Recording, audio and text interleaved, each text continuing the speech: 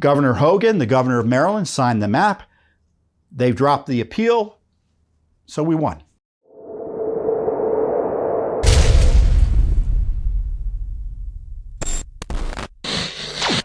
The other development I want to talk about is in our big victory in Maryland, which we filed on behalf of voters in Maryland.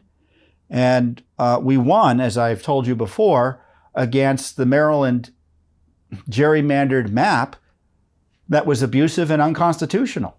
The judge found it was extreme, and she threw out the map. It was set up by a supermajority of Democrats over the objections of the governor, who was a Republican. And it wasn't because they were Democrats. No, what they did was they abused the powers entrusted to them by Maryland voters to abuse voters with an abusive gerrymandered map that treated voters like pawns, contrary to the Constitution. And so what happened is the judge, in a historic ruling, threw out that map. Great victory. Great victory for Judicial Watch. Our lawyers did a great job. And what happened was Maryland, the state appealed it, but they also passed a new map quickly. So the new map was not perfect, but it was pretty good and much better than the prior map.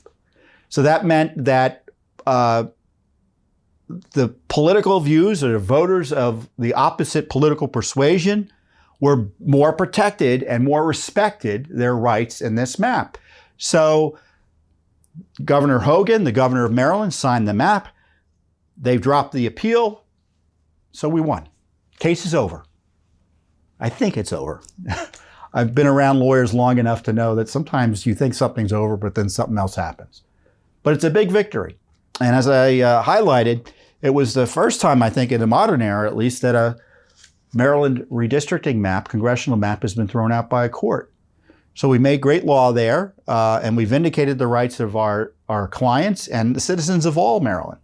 See, the thing about gerrymandering is the left always talks about it as these evil Republicans are gerrymandering. And sometimes Republicans gerrymander, that's true. But Democrats do it too. And my point is that when Republicans gerrymander in a state, it abuses, and it's illegal in the sense that they've got these crazy looking maps and they're, as I said, treating people like pawns. They're trying to pick voters rather than having the voters pick politicians. That ends up treating Republicans poorly, and it treats Democrats poorly. So Republican gerrymanders abuse both Republicans and Democrats. Democrat gerrymanders abuse both Democrats and Republicans. One party operations that don't at least respect the rights of their political opponents. Obviously, it's their opponents that suffer, but also, if you're in Maryland, you're put in let's say a plus 15 Democratic district that goes up and down the state like a crazed washer test. And all you get to do is, vote for whatever the party nominee is, right? You never really have the ability to sway an election one way or another.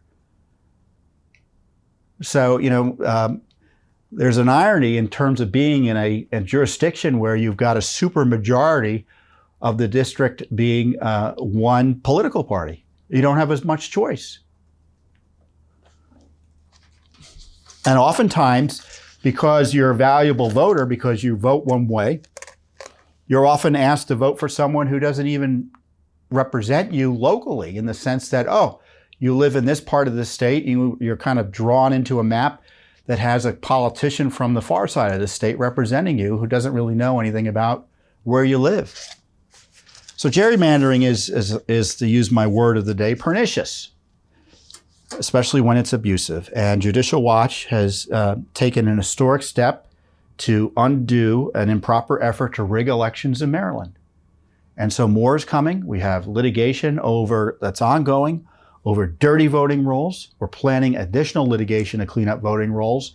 And we're otherwise doing our darndest to ensure that the left isn't able to undermine basic election security measures that are already in place And we're also trying to actually strengthen election security measures as well. Thanks for tuning in. Be sure to subscribe to our YouTube channel to catch all the latest news from Judicial Watch.